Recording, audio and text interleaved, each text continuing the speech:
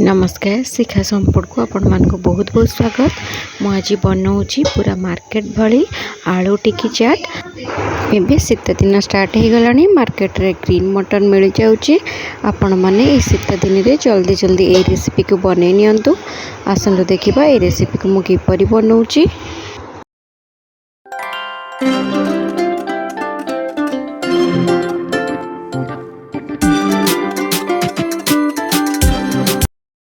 देखंतु मुझे नहीं टमाटो धनिया पत्र पियाज को छोट छोट कर काटिक नहीं लंका को काटिक नहीं खंडे आम कसिया अदा ये कॉर्नफ्लोर नहीं चावल चूना नहीं दही नहीं ग्रीन मटर नहीं आलू को सिझे ठंडा कर नहीं तेंतुली की पानी रे बतुरी रखी चाट मसला और स्वाद अनुसार लुण। ये गैस रे कड़ाई बसई देछि। कड़ाई बसई कि ग्रीन मटर दूची। ग्रीन मटर दे सारा पर मुझे पानी देकी ग्रीन मटर को 5 ରୁ 7 मिनट पर्यंत फुटवा को छाड़देवी। आधे स्वाद अनुसार लुण पकई दूची। लुण पकई देले मटरटा ये आमर जल्दी सुझीज। एठी मो आलू को आइस पानी रे पकेकी रखी। आइस पानी रे पकेकी रखिले आमर आलू टिकीटा जमा भी फाटबनी और क्रिस्पी हम। ये देखंतु मो आलू के चोपा छड़े नौची। आलू को चोपा छड़े सारा पर ताको गोटे ग्रेटर रे आमे ग्रेट करी नबा। जेतेबेले भी आपण माने आलू टिकी चाट बनइबे आलू को 2-3 घंटा आगुरु सिझेकी रखिदेबे। आलूटा ठंडा हो गले हमर टिकीटा ये बहुत भलरे बनिबो। ये देखंतु मो आलू चोपा छड़े नहीं एबे आलू को भलरे ग्रेट करी नौची।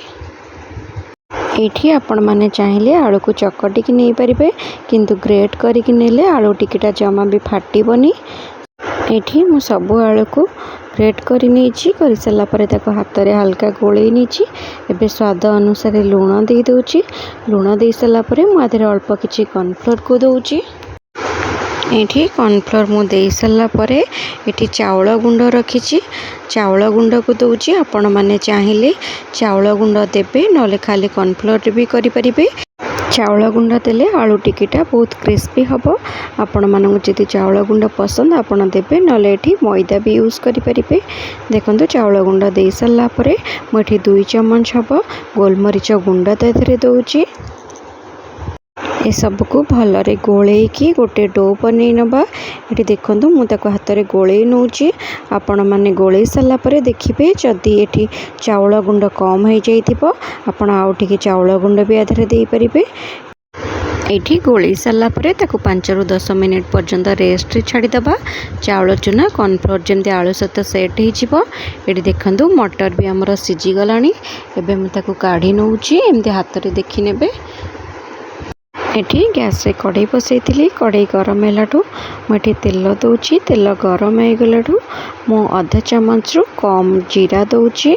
जीरा देखंतु एठी हमर जीरा फुटीगला पर मु काटिकी रखिथिबा पियाज और कंचा लंका को देदेवी। एठी पियाज और कंचा लंका पकेला बेले मोर वीडियोटी कटि जाइए।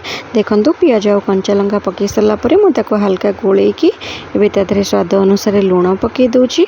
लुण पकईकी ताको हल्का हल्का गोले नबा। ये पियाज को बेसी भाजबानी मुझे टमाटो दे दूची। टमाटो दे सारा पर जो काटिकी रखी धनिया पत्र को देकी ताको हल्का एमती भाजवा। देखंतु मुझे एमती भाजुची दे सारा पर मुझे चाट मसला इथे ही पकाउची। चाट मसला ये मसला रे ही पकेले आलू टिकीर टेस्टा बहुत भल लगे। ये मु चाट मसला को पकईकी ताको भलरे गोले नेबी। एठी जो मटर मु सिझेकी रखी मटर को देखंतु पकई नौची। मटर पकई सारा पर ताको भलरे गोले नबा। एठी भलरे गोलेकी खरिका साहाय्य मटर को हल्का हल्का प्रेस करी नेबे जेमती टमाटो पियाज और मटर हमर भलरे मिसी जिवो। एठी टिकी पाई स्टफिंग रेडी हो गला। एबे आमे टिकी गढ़ीबा। देखंतु मैं एठी हाथ रे तेल मारि नौची।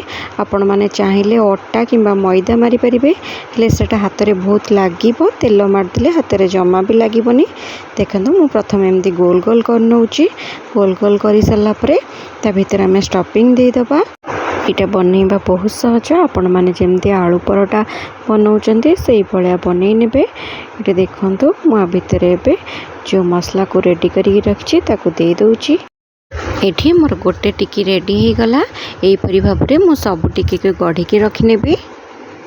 ये टिकी को जितेबाला फ्राए करवा तेल आमर भलरे गरम होता दरकार। देखो तेल ये मोर भलरे गरम हो जाइए। मु टिकी की पकई नौ गोटे साइड है तापर जाइए नौटेबे। ये देखो मोर गोटे साइड हो गला मुझे खड़िकार नौटे नौ एबे आउ गोटे साइड ताकू हवा को दबा। ये आउ गोटे साइड हो गला परे मु ताकू प्लेट को काढ़ी नहीं। आपण चाहिए एमती आलू टिकी की खाई पारिबे, किंतु मु आउ थरे ताकू प्रेस करी नौची। प्रेस करके ताकू आउ थरे छाणी नेबी। एमती कले हमर आलू टिकीटा खाया पे बहुत भल लागिबो, टिके क्रिस्पी रहिबो खाया पे। सेति पे मु ताकू आउ थरे छाणी नौची। टिकी हेला भितर आम ये चटनी रेडी कर नबा। मुझे दुईटी कंचा लंका खंडे आंब कसिया अदा को एमती छेची नौची। छेची सारा पर आम जो तेंतुली बतुरे रखी मुझे पकई नहीं। आ 2 चामच चीनी दे देची। टिकी रे टिके खटा मीठा चटनी रहिले टिकीटा खायापे बहुत भल लगे। ये आमर चटनी बनिकी रेडी हो गला। मु टिकी की छाणी नहीं। छाणी सारा पर मुझे गोटे छुरी साहाय्य काटी नौची।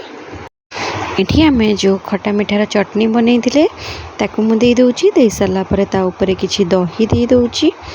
आपण मानक जदि दही पसंद आपण ये दही दे पारिबे, नले दही की स्किप करदेबे। दही दे सारा पर मु अल्प किछि टमाटो सॉस और अल्प किछि चिली सॉस साथरे दे दूची। देकी ता ऊपर अल्प किछि चुनी सेव पकई नउची। चुनी सेव पकई सारा पर जेहेतु आम दहीटा पकईचे मु ता ऊपर अल्प किछि बिट लुण पकई नउची। एबे हमर रेडी हो गला मार्केट परी आलू टिकी चाट। आपण थरे ये रेसिपी को घरे निश्चिंत बनातु, देखिबे मार्केट रो चाट भी भूली जिबे।